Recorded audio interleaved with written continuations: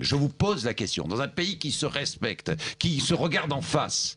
Oui, avant de répondre à votre question... Oui, mais elle est essentielle, ma question. Oui, bien sûr. Je sais qu'elle est essentielle. Je voudrais dire à votre à Monsieur Chebbi. invité, M. Chebbi, qu'il devrait, dès aujourd'hui, faire très attention à ses propos et à ses mots d'ordre. C'est une menace? Non, c'est une menace? Laissez-moi finir, s'il vous plaît. Je vous dis ça parce que comme le porte-parole du Parti communiste... Pardon, monsieur Mesri Haddad, avec moi. C'est pas du jeu.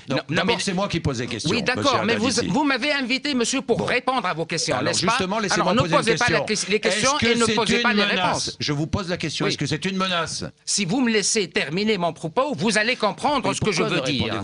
Je vais répondre. Je veux dire à monsieur Chebbi, s'il ne prend pas la mesure de la situation, bientôt, et s'il ne fait pas un appel pour que la police nationale rétablit l'ordre, bientôt ils vont venir dans ton palais à La Marsa pour te piller, monsieur Chebbi, n'est-ce pas? Parce que ça, c'est la logique de toutes les sociétés qui n'ont plus peur du gendarme. Dans toutes les sociétés où il y a rupture du contrat social, on retombe, on régresse dans l'état pré-social. Vous voyez ce que je veux dire? Alors maintenant, vous me parlez de monsieur Hamami, c'est ça?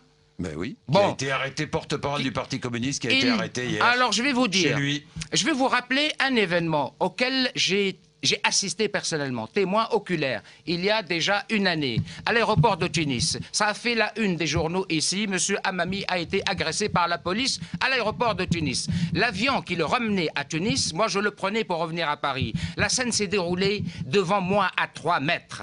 Ça a été une intox majeure. Ça a été un mensonge éhonté. Il n'est pas arrêté, il est arrêté monsieur, ou pas? Je vais vous dire, monsieur, est-ce qu'il est arrêté ou pas? Je vous promets que monsieur Hamami, comme il le fait d'habitude, Hamami, c'est un peu l'imam occulté, n'est-ce pas? On va oublier monsieur Hamami. C'est l'imam occulté. Nous avons vu sur AMC... Mais vous savez pourquoi?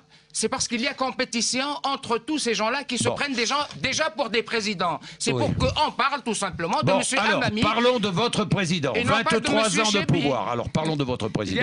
Du pouvoir, pardon. Allez, le président Zine El Abidine Ben Ali est au pouvoir depuis 23 ans. On est bien d'accord? Oui, tout à fait. Dès son arrivée au pouvoir, il a supprimé la présidence à vie. On est bien d'accord. Institué par l'ancien président Bourguiba. Oui. On est bien d'accord. Il a, dans un premier temps, limité à 3 le nombre de mandats présidentiels. Il en est à combien aujourd'hui? Aujourd'hui, il a un mandat. Il en est à combien de mandats? Aujourd'hui, il a un mandat à finir en 2014. Son 5e mandat. Et aujourd'hui, et depuis 87. Son 5e mandat. Et depuis 87, monsieur, depuis 87. Ben Ali a fait beaucoup pour ce pays. Et parce qu'il a fait beaucoup, justement, que nous subissons aujourd'hui cette crise qui touche toutes les sociétés parce qu'il y a une crise. Ça, c'est l'impact d'une crise économique mondiale à l'abri de laquelle Quelle était la croissance de la Tunisie l'année dernière? Personne ne peut échapper. Personne. La Tunisie, Monsieur Mesri Haddad, quelle était la croissance de la Tunisie l'année dernière? La Tunisie, depuis 15 ans, fait une croissance entre 4 et 6%. Bien. Quelle est la répartition des richesses en Tunisie? Et cela, on l'envie à la Tunisie. C'est pour ça, d'ailleurs, qu'on s'en prend aujourd'hui à la Tunisie. Ce modèle de démocratie andalou, comme l'a si bien dit Alexandre Adler dans Le Figaro il y a quelques années. Mais dites-moi, comment fonctionne le pouvoir tunisien aujourd'hui? Dites-moi. Il fonctionne comme un État moderne qui a des institutions. N'oubliez pas que cette République a été établie, fondée par le génie politique de Bourguiba, n'est-ce pas?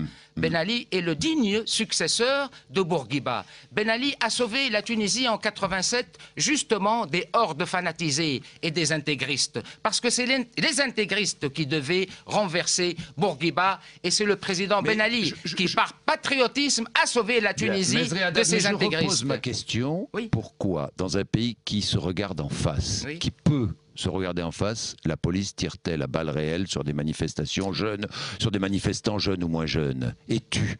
Pourquoi? Écoutez, là, je vais vous relater un fait. Non, mais je vous pose la question, vous mais ne je vais vous répondre, ne jouez pas au procureur avec moi. Mais je ne joue pas au procureur, moi je vous pose une question, j'attends des réponses, vous ne me répondez pas. Je ne suis pas un criminel et vous n'êtes pas le procureur, monsieur. Posez-moi des questions et laissez-moi vous répondre. Alors répondez-moi. Alors je vais vous répondre. Ça me fait penser à des faits à un fait national et individuel. Janvier 84, justement, la Tunisie a subi exactement les mêmes événements. En janvier 84, monsieur, j'étais un jeune journaliste dans mon pays. J'ai quitté la Tunisie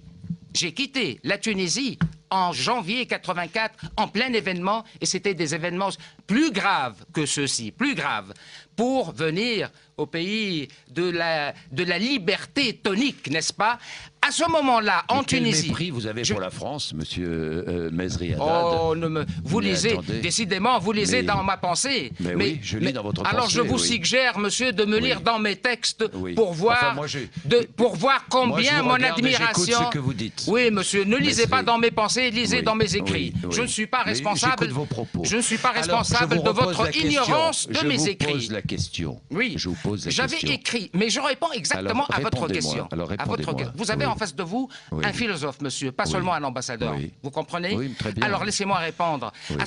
Après avoir quitté la Tunisie, arrivé en France, j'ai écrit une lettre à un haut responsable tunisien. Pour lui dire quoi? Pour lui dire, j'ai quitté la Tunisie parce que je ne pouvais plus vivre dans un pays, parce que je ne pouvais plus vivre dans le pays qui tire sur la jeunesse. Moi, j'étais jeune. Vous pouvez toujours vivre dans ce pays qui tire sur la jeunesse aujourd'hui? J'étais à ce moment-là... Est-ce qu'aujourd'hui, vous pouvez toujours vivre dans ce pays qui tire sur la jeunesse? Pourquoi je vous le dis, justement? Oui, bah allez-y. Mais pourquoi je vous le dis? Je trouve, en effet, troublant. Suivez bien mon regard, monsieur. Vous êtes un homme intelligent et vous êtes un fin observateur. Ne trouvez-vous pas curieux et bizarre et troublant qu'après avoir limogé le ministre de l'Intérieur, il y ait encore des victimes tuées par balle? Vous ne trouvez pas ça troublant, vous? Vous ne savez pas qui est ministre de l'Intérieur aujourd'hui, monsieur? Vous ne connaissez pas son parcours, je vais vous le dire. C'est un grand militant des droits de l'homme. C'est un haut diplômé des pans et chaussées de Paris. C'est un démocrate résolu. C'est un humaniste absolu. Vous ne trouvez pas bizarre? Au service d'un pouvoir absolu. Vous ne trouvez pas, monsieur, bizarre que l'on continue à déplorer des morts par balle? Je ne trouve pas ça bizarre, je trouve ça déplorable. C'est pas mon jugement, je vous pose la question. Dans un pays qui se dit démocratique, dans un pays qui se dit vivant, dans un pays qui se dit moderne, on ne tire pas sur la foule. Non, un pays moderne, un pays semi-démocratique. Vous dites démocratique. Nous sommes une démocratie qui se construit graduellement. Et c'est ce que fait Ben Ali. Ne vous en déplaise. Ne vous en déplaise. Non, moi dernière question, est-ce que Ben Ali doit quitter le pouvoir ou pas? Non. Surtout pas. Ben Ali doit se maintenir au pouvoir parce que quoi qu'il arrive, parce que c'est le pays qui est menacé par les hordes fanatiques et les néo-bolcheviks qui sont leurs alliés stratégiques. Merci Mezri Haddad, ambassadeur de Tunisie auprès de l'UNESCO. Merci d'être venu nous voir. Vous avez eu la parole. Et la prochaine fois, laissez-moi répondre. Comment? Mais je vous laisse répondre. Je vous remercie en tout cas vivement de m'avoir invité.